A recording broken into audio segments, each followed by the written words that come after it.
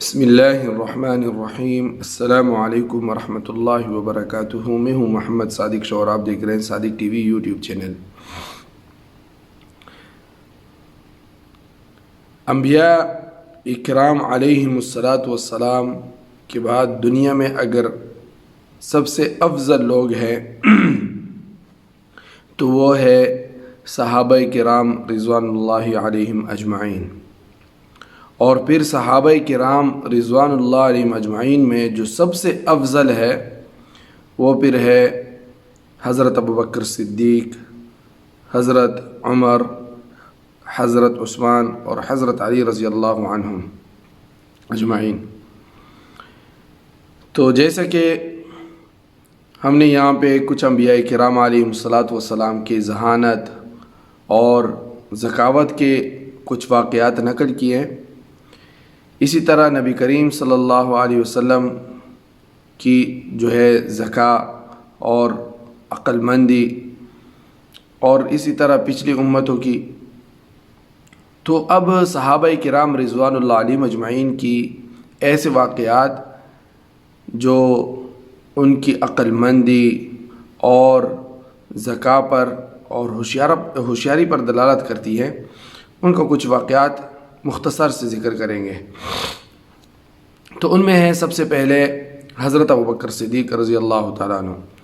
ان کے بارے میں ایک روایت ہے، حضرت انس رضی اللہ تعالیٰ عنہ سے روایت ہے کہ جب حضور نبی کریم صلی اللہ علیہ وسلم نے ہجرت کی تو آپ صلی اللہ علیہ وسلم اونٹ پر سوار تھے، اور ابوبکر رضی اللہ تعالیٰ عنہ آپ صلی اللہ علیہ وسلم کے ردیف، یعنی جو پیچھے ساتھی، ردیف بولتے ہیں پیچھے آنے والے کو، جو پیچھے بیٹھا جاتا ہے سواری پر، یعنی آپ صلی اللہ علیہ وسلم کے ساتھی تھے۔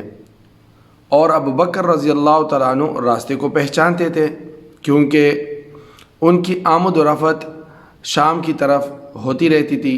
ابوبکر رضی اللہ تعالیٰ عنہ تاجر تھے، کپڑوں کی تجارت کرتے تھے، تو وہ راستے ان کو معلوم تھے۔ تو راستے میں جب کسی قوم پر گزر ہوتا تھا، کسی قبیلے پر گزر ہوتا تھا، اور وہ ان سے یہ پوچھتے تھے کہ اے ابوبکر رضی اللہ تعالیٰ عنہ، یہ آپ کے آگے کون ہے؟ تو حضرت ابوبکر صدیق رضی اللہ تعالیٰ عنہ جواب دیتے کہ ہادی، یہ میرے ہادی ہیں جو میری رہنمائی کرتے ہیں۔ ہادی کا معنی ہے راستہ بتانے والا۔ اب یہ ابوبکر صدیق رضی اللہ تعالیٰ عنہ نے ان کو، ویسے حضور صلی اللہ علیہ وسلم نے صدیق کا لقب نہیں دیا، انہوں نے کسی بھی حال میں جھوٹ نہیں بولا، نہ مذاق میں، نہ حقیقت میں، نہ جان کی پرواہ کرتے ہوئے، اور کسی موقع پر بھی موقع کی نزاکت کو جانتے ہوئے ابوبکر صدیق رضی اللہ تعالیٰ عنہ نے سچ بھی بولا اور اپنے آپ کو بھی بچا لیا۔ کیونکہ ہادی کا معنی راستے کے ہیں اور ہدایت کرنے والے کی بھی ہے۔ اور جب نبی کریم صلی اللہ علیہ وسلم اور حضرت ابوبکر صدیق یہ راستے میں جا رہے تھے تو کفار، جو قریش کی کفار تھے، وہ آپ صلی اللہ علیہ وسلم کی تلاش میں تھے۔ ہر جگہ پہ خبر پھیلائی ہوئی تھی کہ ایسے دو آدمی اگر کسی کو ملیں تو پھر اس وجہ سے ابوبکر صدیق رضی اللہ تعالیٰ نے فرمایا یہ میرے ہادی ہے۔ اب انہوں نے جھوٹ نہیں بولا، اور نبی کریم صلی اللہ علیہ وسلم سے بڑا ہادی کون ہو سکتا ہے، راستہ بتانے والا کون ہو سکتا ہے، جو حقیقی راستہ ہمیں بتانے والے ہیں اور ہدایت دینے والے ہیں۔ تو اس لیے ان کا راز بھی افشا نہ ہوا، ان کا راز بھی نہیں کھلا، اور حضرت ابوبکر صدیق رضی اللہ تعالیٰ عنہ کی صداقت بھی قائم رہی۔ یہ تو ایک واقعہ تھا ان کا۔ اسی طرح حضرت حسن رضی اللہ تعالیٰ عنہ سے مروی ہے کہ جب نبی کریم صلی اللہ علیہ وسلم اور حضرت ابوبکر رضی اللہ تعالیٰ عنہ غار سے نکل کر، جو غار میں چھپے تھے، غار حرا میں، غار ثور میں، غالباً غار حرا،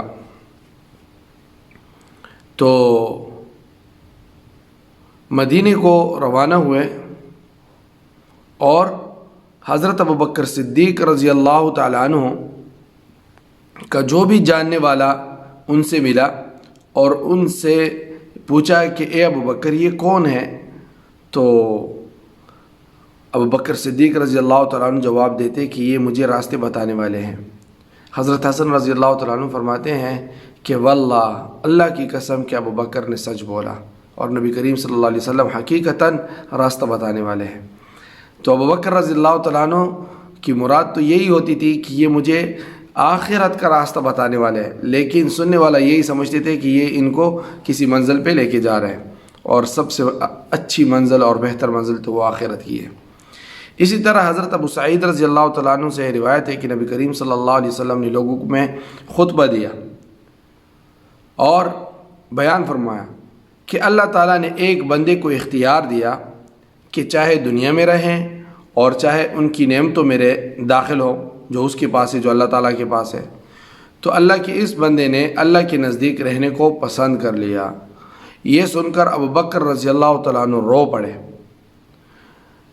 تو ابو سعید رضی اللہ تعالیٰ عنہ فرماتے ہیں کہ ہم سب صحابہ کو بہت تعجب ہوا کہ نبی کریم صلی اللہ علیہ وسلم نے ایک خبر دی، ایک قصہ بتایا، اور ابو بکر رضی اللہ تعالیٰ عنہ رو پڑے۔ تو اللہ تعالیٰ نے جو یہ اختیار دیا تھا، یہ اختیار نبی کریم صلی اللہ علیہ وسلم کو دیا تھا، اور ابو بکر رضی اللہ تعالیٰ عنہ ہم سب میں سب سے زیادہ رمز شناس تھے، جو اشارے کنائے کو فوراً جان جاتے تھے۔ اور یہی سب سے بڑی دلیل ہوتی ہے ذکا اور ذہانت کی، کہ آپ کسی بات کی تہہ تک فوراً پہنچ جائے، کہ کچھ دیر بغیر دیر لگائے آپ کو حقیقت معلوم ہو جائے کہ کہنے والے کا، بولنے والے کا اس بات سے کیا مراد ہے اور اس کا مطلب کیا ہے۔